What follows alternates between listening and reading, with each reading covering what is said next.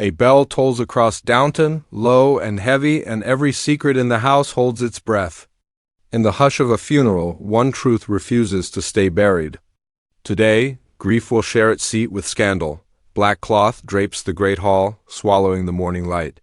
The camera glides over lilac, their white petals wet with dew, then slips past the cold silver of picture frames, each one a memory that now stings. Footsteps echo from far-off corridors. A door sighs. The viewers do not see faces, only gloved hands. A veil's edge, the crease of a sleeve, because in this house, appearances matter even when the eyes are swollen from tears. The voiceover is low and calm. Like a secret told in a chapel, Downton stands still. The family gathers to say goodbye, and the walls lean in to listen. We move past the staircase where dust floats like quiet snow.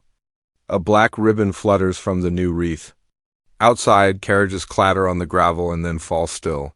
As if the entire estate has agreed to speak only in whispers, Lady Mary is a shape more than a person here. The straight line of her back under the veil, the careful way her hand rests against the banister, a ring catching a dull ray of light. Her posture is perfect, her breath steady, but there is a tremor in the way her fingers tighten and release. The camera never shows her eyes, only the edges of her, as if she is already slipping from her own life. The voice adds, she knows what sorrow looks like. She also knows what guilt feels like. Servants drift like shadows along the wall. Carson's measured step sets the rhythm, and even that rhythm feels softer today. Mrs. Hughes checks the order of the chairs with a small nod that says, steady now.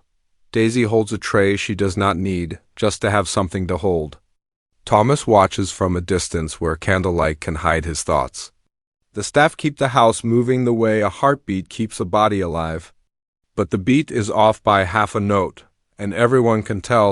In the drawing room, a closed casket takes the center of the world. The camera keeps a respectful space, circling slow, letting us feel the weight in the air. A choir from the village sings in a nearby room. Their voices drift through like fog over a field.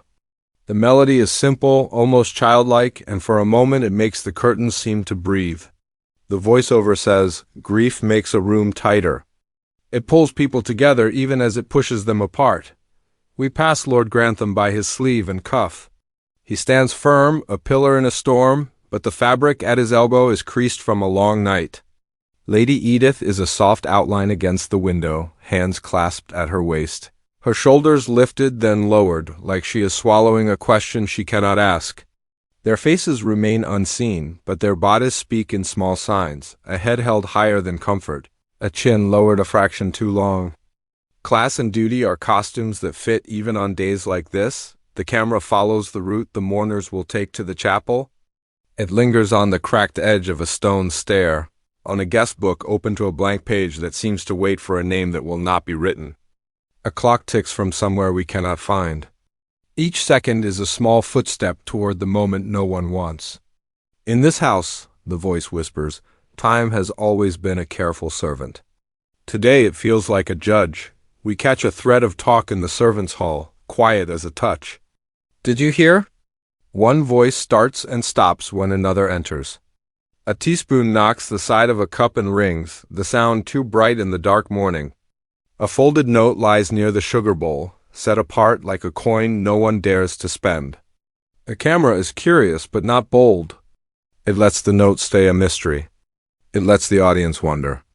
The voice says, rumor is a guest that never waits for an invite. Lady Mary moves again, and we follow the sway of her veil as it brushes the wooden rail. Her steps are measured, but the slightest pause on the third stair gives her away. She steadies herself and goes on. Outside the chapel, the air is cool and the sky is a pale sheet. Crows perch on the bare branches of an old tree, black marks on a gray page. The bell tolls once more, and the sound runs through the bones of the house. Inside the chapel, candles stand like sentries. The organ sighs. The first row fills, then the next. Hats tilt, gloves fold into laps, programs rustle and fall still. The camera stays at shoulder height, never rising to reveal a face. Only the tilt of heads, the bend of necks, the small shiver in a wrist as someone grips a handkerchief too tight. When sorrow is public, the voice says, Private sins grow loud. As the vicar steps forward, a draft slips under the door and curls around the pews. It lifts the edge of a leaflet and flips it over, slow as a blink. A black-edged envelope peeks from beneath a prayer book on the aisle, its red wax seal cracked but not broken, as if it could hold its breath forever. No one reaches for it. No one admits seeing it. But the camera sees, and the audience sees, and the house itself seems to draw closer. The first prayer begins. Words of comfort fill the air, soft and familiar, like a blanket over cold knees. And yet, beneath the prayer, there is another sound, the hum of worry, the thin whistle of a secret heating to a boil. The voiceover lowers to a hush. Funerals bring truth like rain brings the smell of the earth. Some truths cleanse, some stain. The bell's echo fades, and in the silence that follows, a single thought hangs over the abbey like mist over the lawn before the last amen is spoken. Something buried with the dead may rise to face the living. Asterisk, the chapel air is thick with incense. But beneath its sweetness lies another scent fear, sharp as iron. The mourners bow their heads in rhythm. And yet some eyes wander, restless, searching for something that should not be here.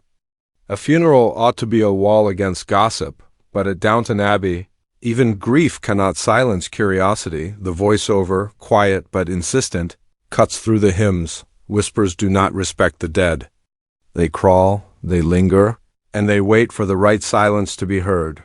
We drift to the servants' pew, where Daisy fidgets with her gloves. She leans too close to Thomas, who smirks as though he already knows more than the priest himself. The camera shows only their hands, their shoulders, the tilt of Daisy's head. Her voice is a breath. It's true, isn't it? About Lady Mary. Thomas does not answer with words. Instead, his fingers trace the edge of the hymn book, slow and deliberate, as though he is drawing a line from one sin to another. Carson, standing tall at the aisle's end, clears his throat, and the gossip folds into silence. But silence is not the same as peace. It is merely a pause, waiting to be broken. The camera lingers on Lady Mary's veil. Her shoulders are straight, but beneath that stillness lies a tremor, almost invisible. She sits between Lord Grantham and Lady Edith, but the space around her feels different, charged, as though the air itself knows she is carrying something more than grief. Lady Edith's hands knot together on her lap, her knuckles pale. She tilts her head ever so slightly toward Mary, her body speaking words she does not dare to say aloud. The voiceover whispers, "Old rivalries do not soften with death. They sharpen." And the one who has waited longest to be heard will always hear the secret first. A servant slips through the back with a tray of water for the mourners. As he bends to place the glasses, an envelope tumbles from his pocket black with a broken wax seal. It lands under a pew, its scrape across the floor sharper than the organ's sigh. A hand darts to retrieve it, but not before several heads have turned.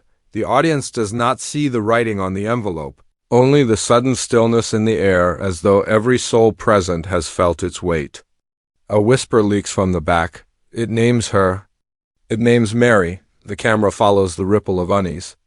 The vicar's voice drones on with verses of comfort, but the words float past unheard. Mourners shift in their seats, glances dart like arrows, and gloves tighten around prayer books until the pages bend. Lady Mary does not move. Her hands rest like marble on her lap, but the smallest twitch in her thumb betrays her. She knows. She has known all along. The camera cuts to Lady Edith's posture, a slow inhale, a rise in her chest, the sharp curve of her neck as she leans forward. The hint of a smile, not joy, not sorrow, but something sharper flickers in her unseen expression. The servants, gathered in the back row, trade nervous looks. Mrs. Hughes lowers her gaze, but Thomas cannot resist. His smirk deepens, and when Daisy nudges him, he finally murmurs, "Secrets are louder than sermons." The voiceover slides in again. Low and steady, the dead lie silent. The living carry noise. And in Downton Abbey, the quietest breath can become a storm. The hymn ends, and with it the last veil of calm. The vicar pauses, searching for the next passage, but the pause itself is dangerous. It leaves room for the whispers to grow. Somewhere near the back, a cough disguises a muttered word. Somewhere near the front, a guest's eyes widen at a scrap of paper slipped beneath their seat. It is no longer a funeral. It is a stage. And Lady Mary, cloaked in black, sits in the center of it, unaware that every gesture, every still moment, is being read like scripture by those who crave her fall. The final shot of this section is the envelope passed, hand to hand, through the shadows of the pews. No one opens it yet, but each touch of it spreads the rumor further, feeding it until it is almost ready to burst. The voiceover closes. What begins as suspicion is already half a truth. And in a house like this, half a truth is enough to undo the living. The chapel is still, but the stillness feels heavy, like glass just before it shatters.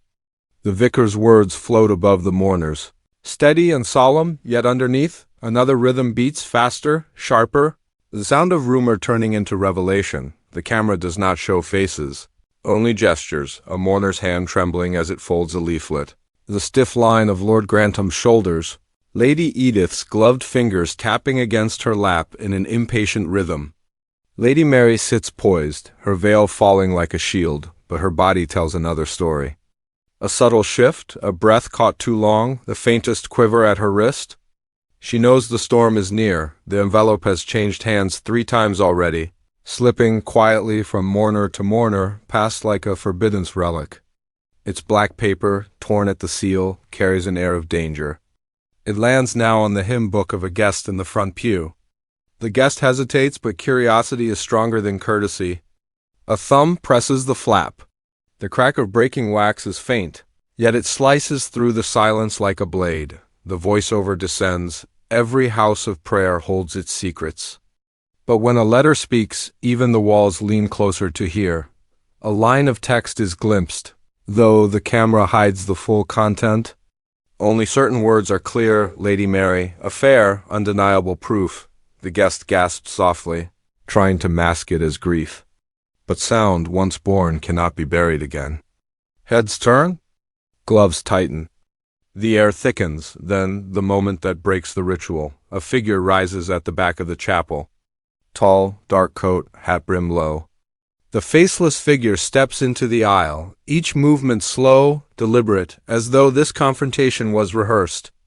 In their hand is another letter, twin to the first.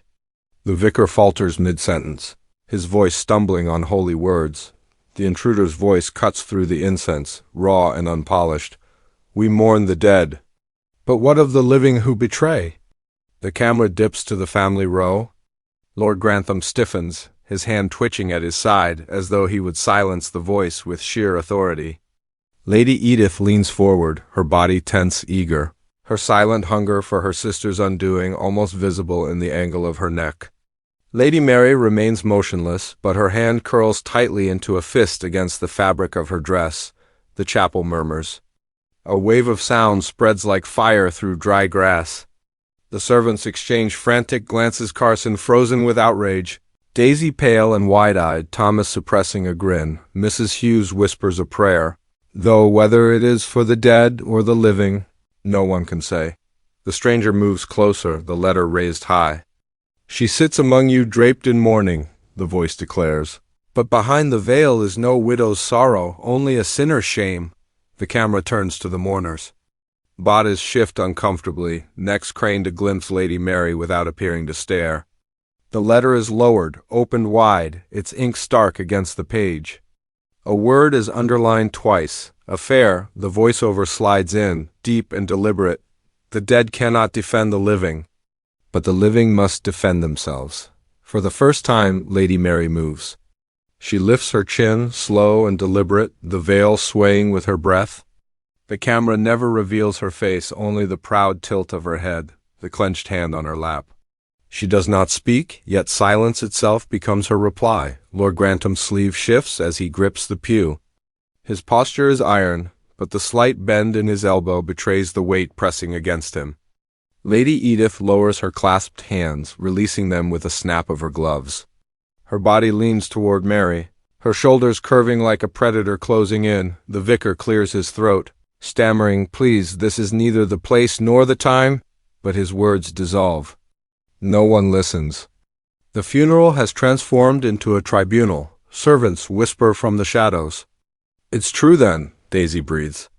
Thomas replies without looking away, Truth or lie, it doesn't matter now. The word is spoken. The envelope drops to the chapel floor, sliding beneath the pews until it rests at Lady Mary's feet. She stares at it, motionless, her breath sharp but steady. The camera focuses on the letter lying against her shoe, black against black, like a shadow that cannot be shaken. The voiceover closes the scene.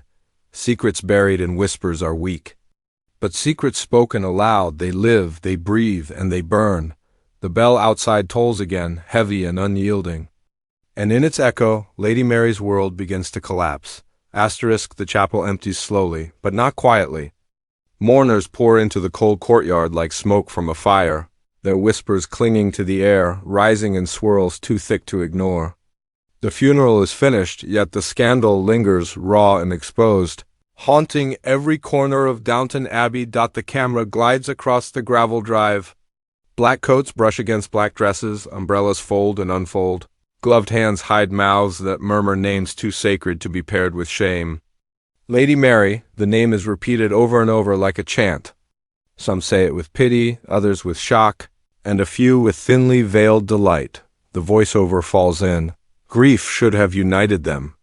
Instead, it broke the lock on a secret long kept. And once released, no secret ever agrees to be silent again. Inside the abbey, the family has retreated to the drawing room. The casket is gone, but the ghost of it still presses on the room. The camera does not show faces, only hands clutching teacups too tightly, the straight backs of chairs pulled close to the fire, Edith's fingers drumming faintly against the polished wood of the armrest. Lord Grantham's figure is rigid by the mantelpiece, his cuff clenched until the veins stand out against pale skin. His silence speaks of thunder contained. Lady Edith, across from him, leans forward, her body sharp, her every motion brimming with unsaid triumph. She does not speak, but her presence accuses with every small tilt of her head. Lady Mary stands near the window, the sheer curtain brushing against her veil. She is a silhouette framed by light, her posture defiant yet trembling. Her hand lingers on the glass as if searching for a world beyond these walls, one that will not judge her. She says nothing. She cannot. The camera pans to the servants below stairs. Their world is alive with chatter, fear, and fascination. Mrs. Hughes hushes them. But even she cannot hide the worry in the way she folds a towel over her arm. Daisy whispers, "If it's true, then everything changes." Thomas smirks, replying, "True or not, it's all they'll remember." The words ripple like poison in water. The abbey itself seems unsettled. Doors creak in protest. The fire pops too sharply, and every corridor feels colder than before. The house is a character in this tale, and tonight it has taken the side of rumor. Upstairs, a knock interrupts the uneasy silence.